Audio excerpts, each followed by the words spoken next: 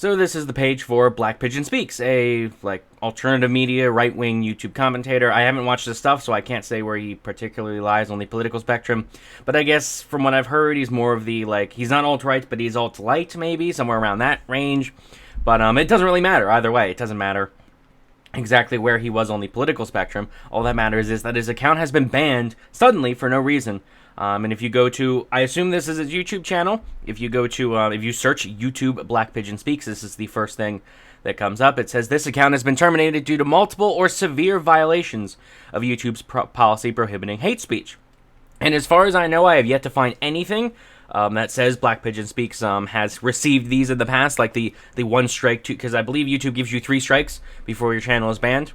And I have seen nothing of him reporting on other strikes on his channel, so I assume this was just completely out of the blue. And now, why was this? We have no idea. We have no idea why they suddenly decided to just ban his channel for, again, hate speech, which that's the issue with hate speech. It's not defined. It's not clearly defined at all.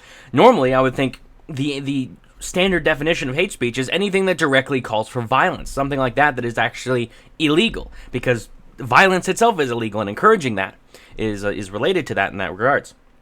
But, yeah, they don't really say anything specific. It's just hate speech. And that's the issue, is they can say, we've banned you for hate speech, and they can't tell you anything else. They don't have to tell you anything else. There is no standard of, well, was this hate speech or not? How do we come to this conclusion? They can just say hate speech, and that's the issue. And the problem with YouTube at this point is, I mean, again, the second most popular, alternative, the second most popular, social media video channel seems to be BitChute.com. And it's nowhere near as popular as YouTube. But then that's up to us, right? That's up to people that want the alternative. Because I'll be perfectly honest, that if someone is on BitChute and YouTube, like I'm on BitChute, but if a YouTuber I like is on YouTube and BitChute, I watch them on YouTube. I don't go to BitChute that often, and that's something that, hey, I should probably work on. I should probably help take away maybe some ad revenue from YouTube and help give it to the people on BitChute, because that's how you do stuff. This is how you do it. You use the alternatives. Recently, Paul Joseph Watson said that he was going to, from now on, upload certain videos. I don't think all of his videos, but some of his videos that are new, he's going to upload just to BitChute. So if you want to follow him there, go to BitChute.com. And I like that. I actually polled people on my Facebook page, facebook.com/LibertyNack. I polled a bunch of people and said, is this a good point? Because then again, he is limiting his own audience. If people just leave YouTube, then aren't they doing what YouTube wants? They're just limiting their own audience when they could be using it while they still can. And a bunch of people basically said, no, this is a good point. This is a way to not force people, but give them an incentive. If you want their content, if you enjoy their content, go to it now before they're suddenly banned. And I think that is a very good point now that I think about it further. And someone else brought up, it would only work if a bunch of people did it. You need a mass movement of a bunch of YouTubers saying, okay, I'm going to upload only 50% of my videos to YouTube, and the rest will be on BitChute. If you want those, go there. But then again, maybe the people that aren't on BitChute already are the ones that are fine with that, are fine with the 50% drop. So I don't know how you have to incentivize people onto alternative platforms. And of course, there's not just YouTube. There is, I want to show you d.tube as well, which it's d.tube. It's known for decentralized tube. As far as I know, it's based on the Steam platform. Steam is very difficult to use, in my opinion, if you don't have a basic tech knowledge. It's a bit hard to get a hold of on how to use it. But yeah, this is a d.tube account. I haven't uploaded stuff in a while, just because there's not much of a I just haven't found much of it's not worthwhile for me. But this thing it seems to be doing pretty good. It's not as big as BitChute, but it seems to be doing good as well. I couldn't find Black Pigeon Speaks' channel in here, if he has one, so maybe he doesn't. But I couldn't find one. But if you look at this one actually is, I've noticed how this one actually solves a problem that a lot of the other YouTube, YouTube alternatives have, and which is it's dominated by the right wing. For BitChute and Minds and Gab, they're all pretty much dominated by the right wing, because the only people that go in there are the ones that have been banned or are afraid of getting banned on the mainstream platforms. And if you look at this here, I just noticed, if you look at the main page here of d.tube, regardless, it's not that big. I'll admit, it's not that big of a system compared to BitChute, but it doesn't have that same problem of being dominated by the right, which is appealing to a lot of people. If you go on BitChute and you see a ton of right-wing videos and you're not right-wing and you're not into politics that much, you're going to probably go away, because why? It seems to be majorly right-wing and political, so that kind of scares some people away. But looking at d.tube here, hot videos, I'm not sure what the difference between hot and trending is, but hot videos, some guy looks just talking about a story, I guess, a video about the Steam platform, gameplay walkthrough, something on hair braiding, another gameplay walkthrough, one on how to make a 3-piece mold out of fiberglass, that's kind of neat, one on Bitcoin, on the trending, one on like an album video for a band, another something about Kuala Lumpur in Malaysia, another one about Steam, a music video, and then one on d.tube, the platform itself. So looking at it, there's a pretty nice variety there. Like, there's not much, actually, I don't see anything that's specifically political. It all seems to be pretty, like, it seems to be pretty divided up, which is a good thing. That's what you want. You want people to go to the homepage and see a variety of content, and that's great.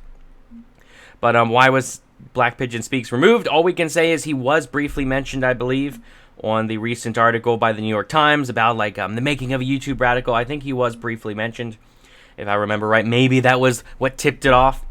And I have seen a bunch of other YouTubers.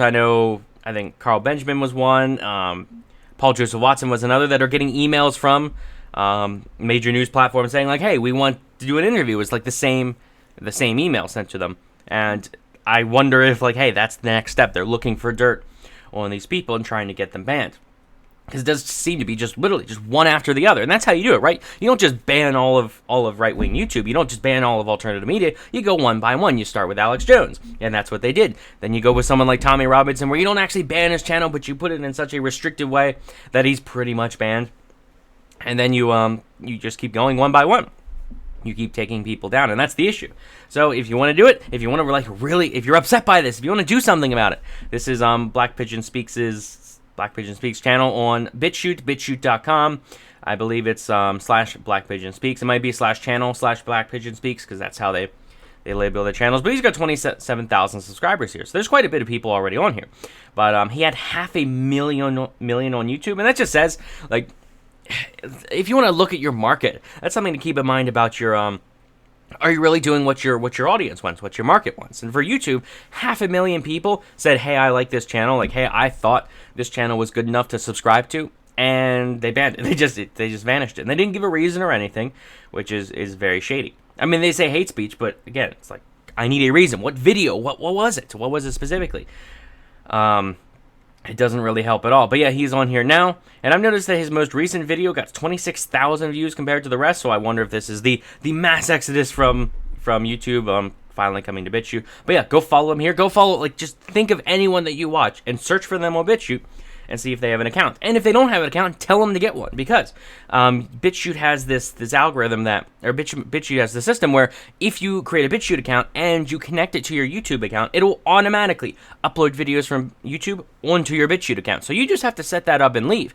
Now, I have had issues with that, and that a lot of my videos, I go check every so often, and some of them I do have to manually upload, because I'll notice that maybe 1 out of every 5 videos or so does not get uploaded. I don't know why, but it just doesn't get uploaded.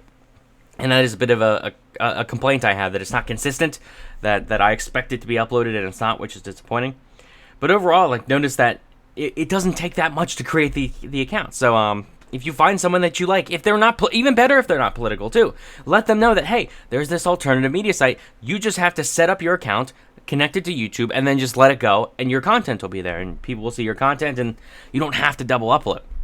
So I'm just pointing that out to people. Again, better if they're not political, because you want an alternative that is diversified in the things it talks about. You don't want a specific like right-wing echo chamber, which a lot of the alternative social media platforms have become, and that scares people away, because they see that, oh, well, the only people on this platform are the ones that have gotten banned, and now granted that the amount of people being banned is greater and greater, but if they look at BitChute and all they see is just content that, oh, it's specifically political and nothing else, they're not going to feel the need to come over there. Like, if someone, and that hurts other creators too, because if a creator goes on BitChute that does like a cooking channel or something like that, or an unboxing channel, I don't know, or a gaming channel, and all they see is politics, well, it's like, well, where's my audience? There's no audience on here for the kind of content I do, so why start? But that's this is just another step, and that's the thing. Like, what can we do? Is this something that I'm just going to say, okay, this happened, that sucks, and then wait till it happens again, and okay, this happened, that sucks. All I can really say is there are things you can do, there are things you can change, and there are things I should be doing. I'm talking about it here. I should be watching videos on BitChute more of people that I know are on BitChute rather than YouTube. I should be doing that. But yeah, that's like just all of these videos are gone. That's the upsetting thing. For the people that haven't backed up on BitChute, that's great, assuming that the system backed up every single video. But for a lot of people, that stuff's just gone, and there's no way to get it back. So I would recommend that as well. If you are, if you're someone that is a content creator, make sure you back up your stuff. Don't just rely on YouTube. I have a copy of every video I've ever made on both BitChute and on my own personal drive. So that is something to keep in mind. Keep an archive of everything, because if you have to re-upload it, like I think it's good to keep even videos that are time sensitive, that are like news videos that have been out forever ago. I think it's good to keep an archive of that. I love now how, if I want to see what someone has said 10 years ago, I can figure that out. Because it used to be you would listen to a live radio show and then that was it. Like the radio show, maybe the radio host maybe kept an archive of their stuff. But for the most part, once you listen to it, once that second of content was gone, it's gone. Now you can go back and see an archive. And I think that's great, especially to kind of call people out on what they say. It's good to look back and see what was happening at that time. It's good to look back and, if you heard about a story in the past, see what reporters were saying at the time and all that. And it's nice to say, if someone says, well, back then I said this, or back then I predicted this, you can actually go back and check it. That's what I like about how the fact that all of this content is always available. That's kind of a tangent, I guess, slightly unrelated. But yeah, there's one easy way to do this, is to go on BitChute, subscribe to the people, and start watching them there. Help BitChute grow. There is actually, I think, a button up here at the top right. If you look, it says help us grow. There are all kinds of things you can do. It's donations, and I guess they're opening a crypto token, which is cool, but again, like for every crypto token, for every 1,000 crypto tokens that are started, like 1 or 2 of them actually succeed, so that's something to keep in mind as well. But yeah, so like it's up to you, basically. It's up to you. If you want to do something about this, you can, and it's to move to the alternative platforms, and I should be doing that more. I should be focusing more on the alternatives. But yeah, let me know what you think in the comment section. Like the video if you enjoyed. Subscribe for more. Maybe if you complain loud enough, these things will just come back.